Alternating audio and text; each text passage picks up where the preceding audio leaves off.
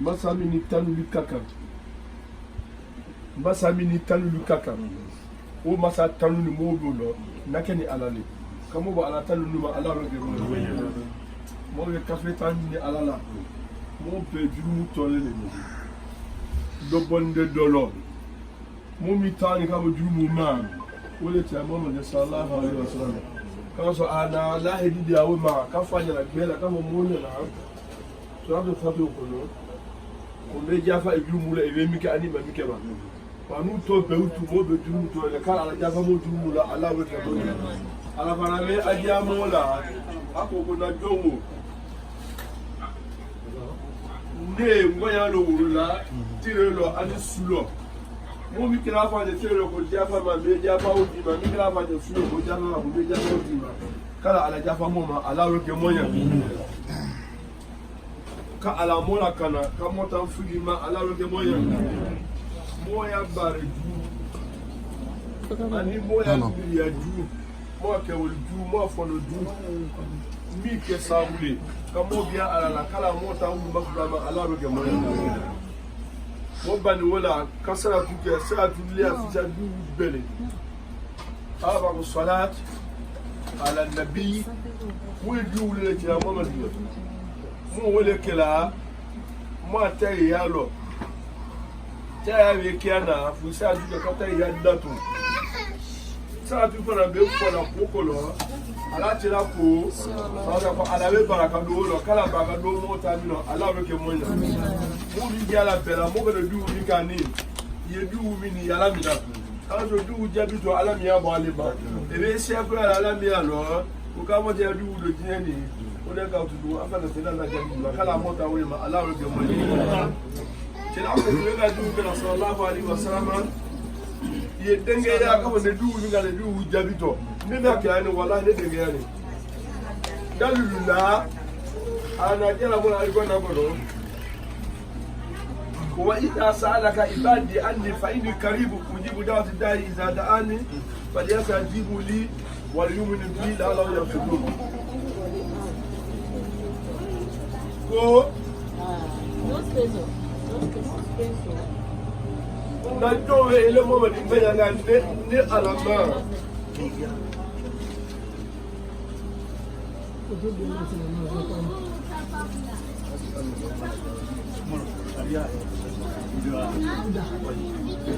ya na be ya ko ko na jowe ele moma di mbenya nga ne alama ka ini karibu ko masunya di belela be ala be da be amaso ni mo belela uji budawa te dai ngi ba be ngila na kili jamila do ebe ala kila ke na jamila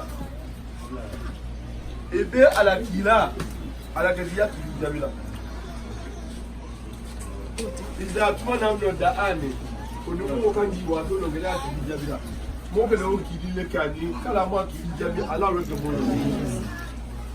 ala bana kaja haya wolo falyastajibu li koni aina gi wa to na aina kijabi ko moya ala kijabi sani mona ala ki wal yu'minu bi mo mana limana li alama sani mona li ala ki la allahu yarsudun wa kambe wolo nyanya ma ake de kilimi gala aya gidi tirindola kanande alama aya gidi biya de siyane ka siyane tiri kasi ni alama kala mo gidi tiri kasi ala polisi yama ala we ko aya we una giala ko ka ala gidi jabi premier kala ka libere alama mo do yano ni daga bo la ilaha illallah muhammadur rasulullah mo be libere alama amada le ga biya ni kama ko abda ga wu ila dena kana wa sunuje do saya budala kama ko do mo ke de du gela jama na ko ti sawale bi ha wo ba limani ale ro o limani akara di go limani ala ala ga mo fo kene ala duro faliya sa di bu kwa ila ti jabi febe bi ala bena ala ti le jabi la mo ba de mawni kana bala kama mo ni alunya na o saya ke mo ni to sani abiya Ma samuna siye. Tu fais caboler?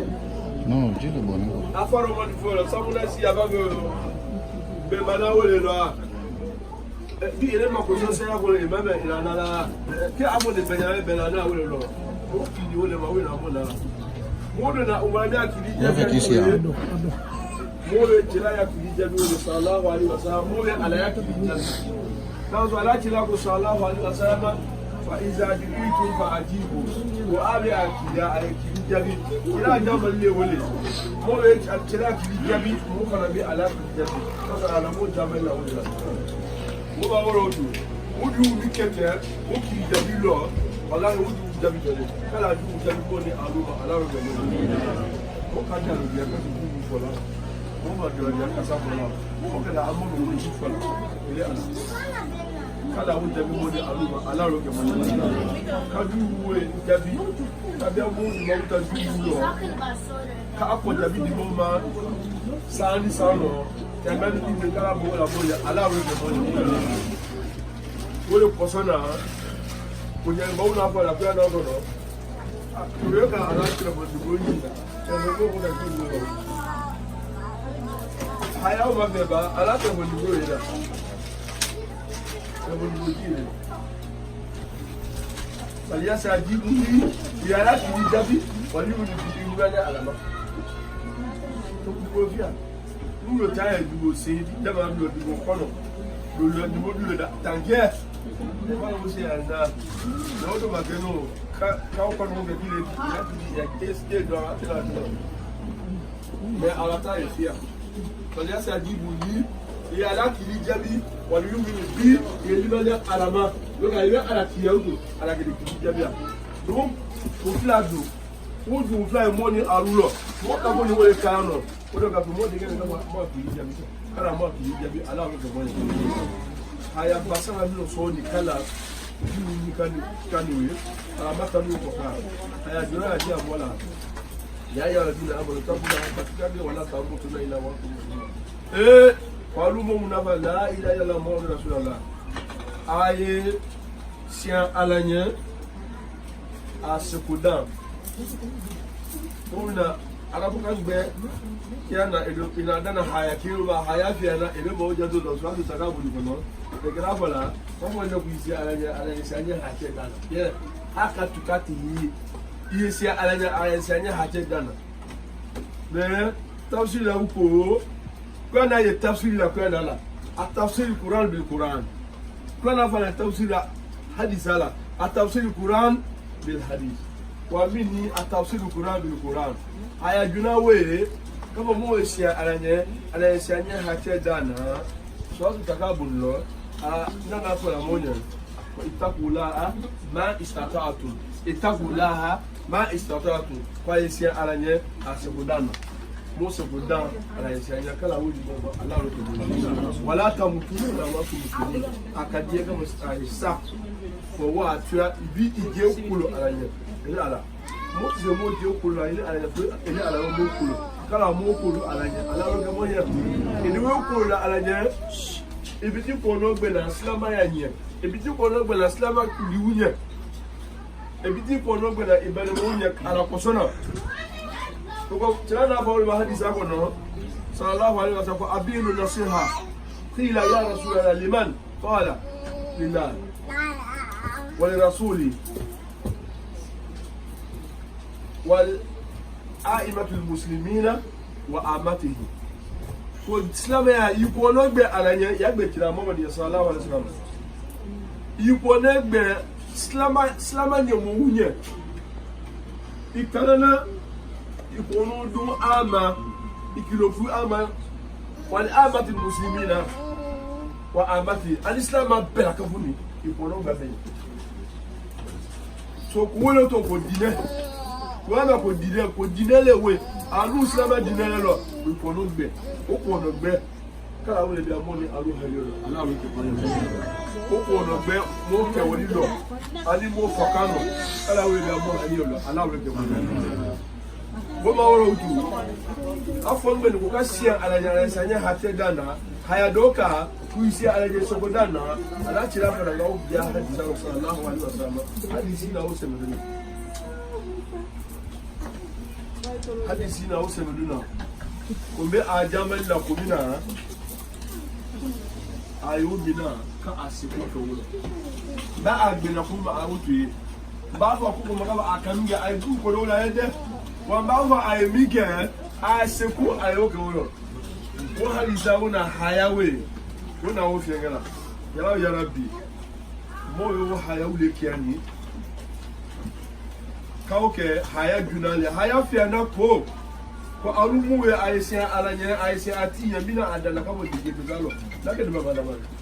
kama da kama bolo kama ma hawa daud robo baba da balo ai mo ka wuce ka ce ni muso da kala siya ya kala jin zaudi ko ba mo si ambasa mina wukala mo fa na siya bari nyanye bari ya kuma mi fora mo ni wuce bari ya kuma mi fora mo ni wuce ubi da ka lu da ma ka wu le si ni bari fakaza ka lu fakaza ko wule fakaza mi lu be o ti si lo mo mu be fe bari bari ka be si ma mo bari ya mi ni we ko mo isi ala ye mo isi bari ya ka wala tanga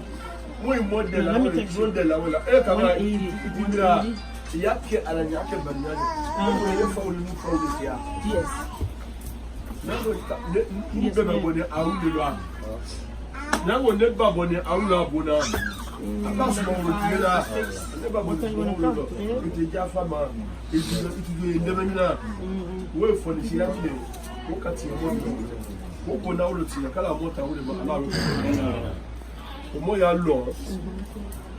ina la alaikum raqiba ala mo mulida mo da ku kala ala hajatu akrama e mo befe e ki riyanda ala le kafanale mo fiya yiyamda ala le asawanale mo saba yiyamda ala le ananale ala kasi ya katiboka wala kado ya kajiroko ala mo be fambe e ko mikela e ko mi fara ala karamo mo hangi do mo jero kala mo hangi do mo jero ala ka fama ala we be mo ele ala mo ya aya ba kalolo ni aka ni lo ma kalolo bali le aya bale mo te kiye ke kalolo mo ka kiye ke kalolo sio te lo dudula ada balu lo fu ya kiye la biwa wa de o le kalolo islam ya ti na wa do no ka gu te kiye ke la aya ba kalolo mais sans gu tu ke la aya ba lo ma kalolo bo mo te kiye ga sans gu ga ba no nina aya ba wa anda kiye be mo kiye ko do lo do to ba so no ko sans gu la aya haramu ya sans gu ya aya la da na e mo ma haramu le e mo ma tonne le we to ko haramu mo wo tonga lo le ni ku ya sundo ye saraka bo kalomina ko abre yi wala ni kala woni na mo halira la wo mo ye bo aya ba lo ala be na suma mo ko di mo ba suma mo ko ti saba mo we lo ni bi o suma mo ko lo mi lo e o le kalubale ala ba di mo ma kala ba ka be mo ja ala ro ge mo ja ala be ba ka du na wo ka suma lo bi mo ni alu halio ala ro ge mo ja amo ijo amo imiri kamo tasi mo sini do da subo da ni sini akidisi amo na awu subo da sini akidisi amo na awu subo da mo ma sini lo da mo imiri o makamo mo satole mo ge sala mo tena ta bazale ka bugono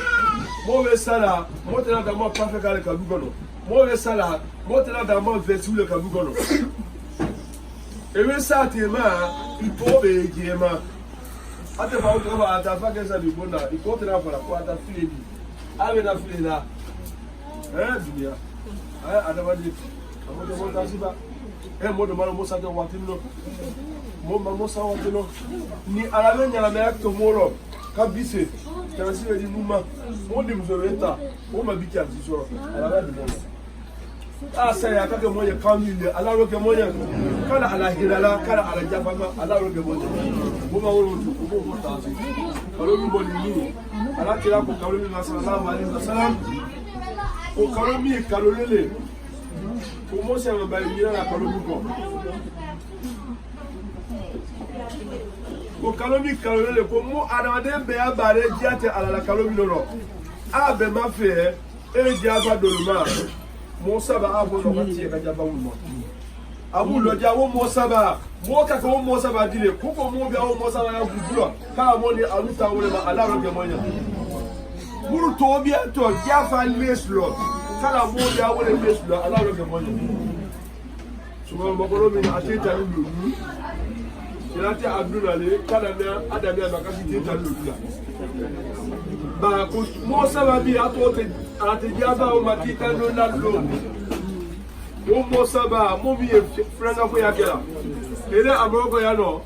ebe ko no fina ko ni do franga na ito ba ta ka mo je fero de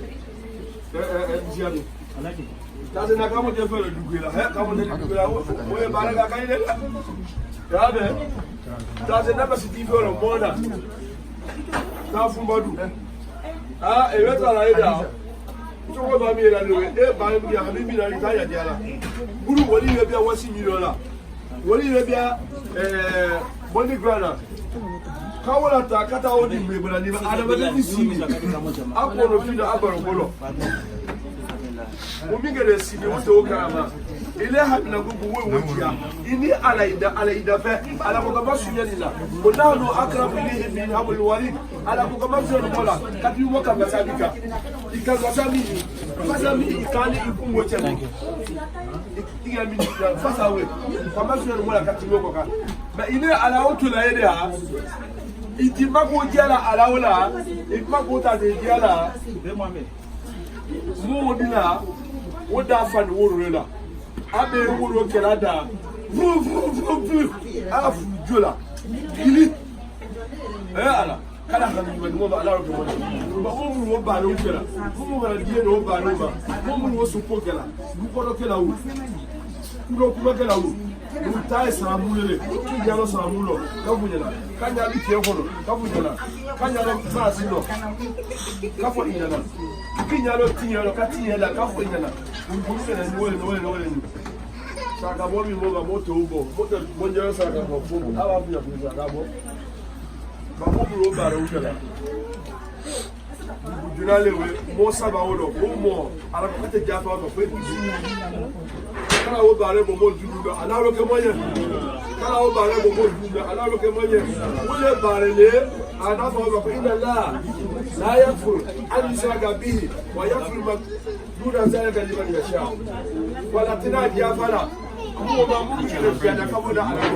ala ko bayda ada wadum ba ko njara mo di le bro ko no galle sabeli ka tadiba o ba o sabeli ka dile ma ko njara ave lismu di ma o lismu ko dile la tangala ala ko ba la tan la wi fe lismu si ni sororo ya bia itulo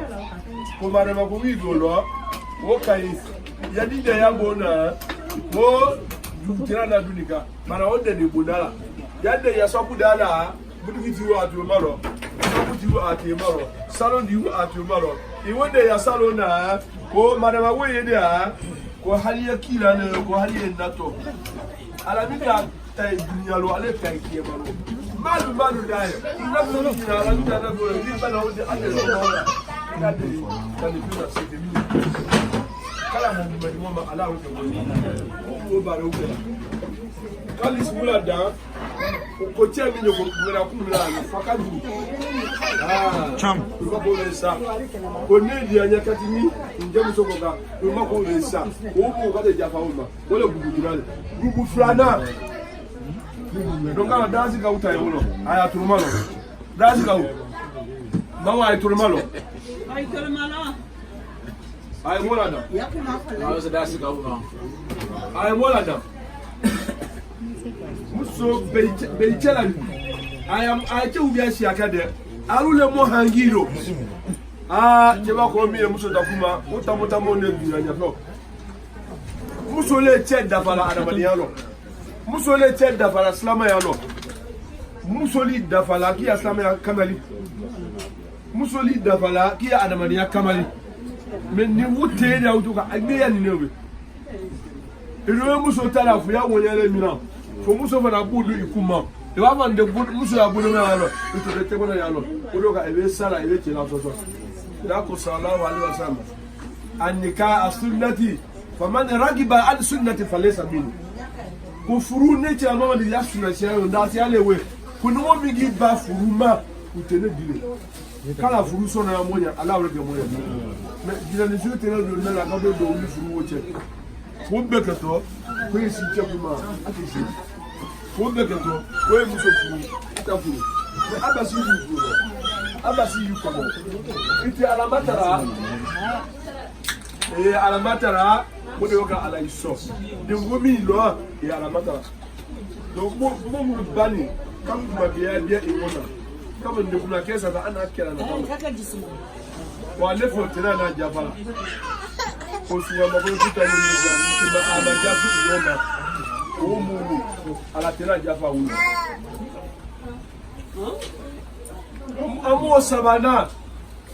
amo sabana jeli le momu na fola afoni nyara ko omi ni yakira slama lo ko tira madiyama daga ano ka jama ya dubu ne ya ko ngara awa de nango bela kira ado dali tudo ko tin yake e fa uma me arabu ka no ko biya ato ni me ka ku kula floni ko mi ti slama ya di lo ko biya lo kala ma ana slama di ne da bale ka di tira mo ma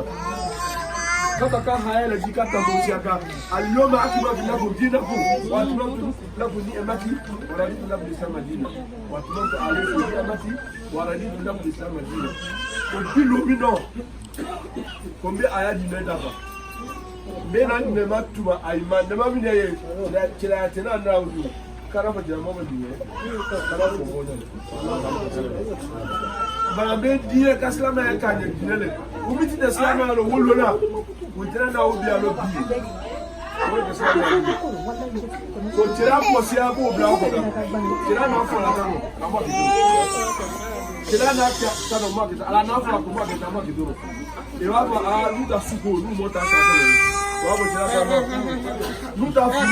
mo ka ta wa bo tira ka mo kala mo ta we ma na o bu lu o ba le ukela o mo sa na suma ma ko na ba a ja ba bali na to ni kala jamu hali na ala roje mo fe wa ma ko sa ka se ne kana mo ma ni ma cha kala fuli ko ya ma ala roje mo ye wana ala ka jamu la ali ba na ko no o ya ayo la jina amanu taqulaha wa taqihi alwasila wajahidu fi sabilihi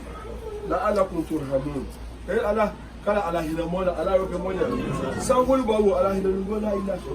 ala wala hidi amoma kala ala hina mola alubela ala roke mola ala hina lila bi hajuja kala mo hajuja ala roke mola amina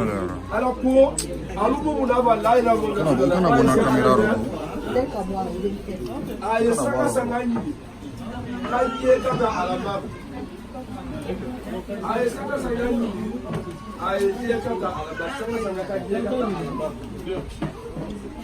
wajahidu bisabili ay loja ala kolo la ala kuntu ramaja ala nahi na ila ko sanga sanga dile fake sa yake na ana ko da kuli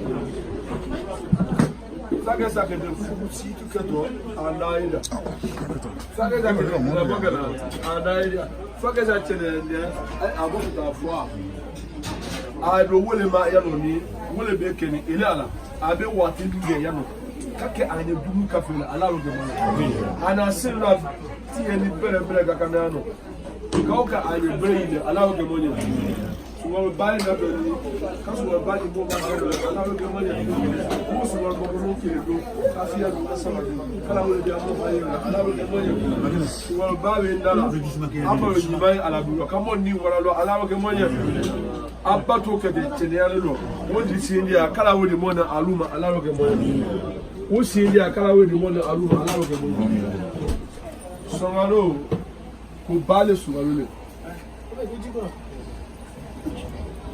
kalo bale sungalo le sungalo kalo bale sungalo wa sungalo te keke kalo lo ewe sundona mo wa se lusenga mo wi gbasira mo wi jebla e se mbango afa ti le ko le suno e tayo sa te sungalo la aka de islam la ke ka filo ya fa ti le ko fasi ne suno ni dauma ala ke titayo wala ti wa ku wi tayo sa ra tu to ga so ni le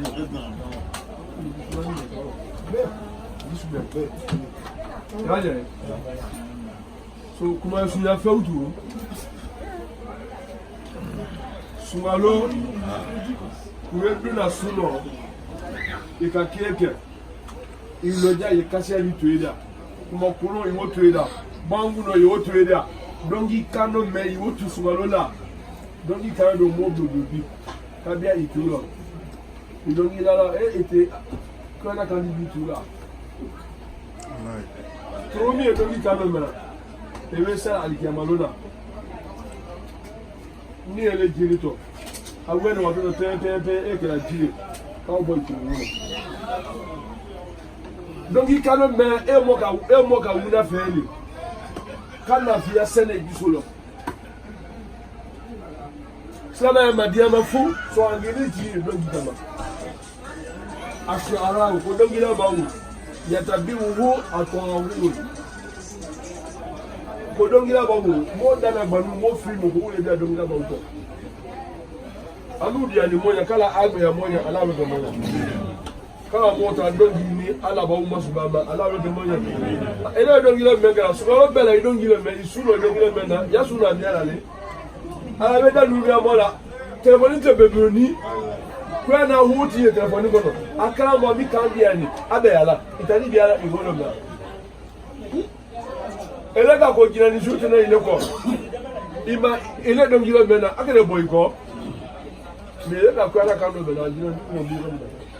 ko ala ka ka shuti na mo ina amo ala ko foke ku be ani amo ala ko foke du ko ya mo ko ka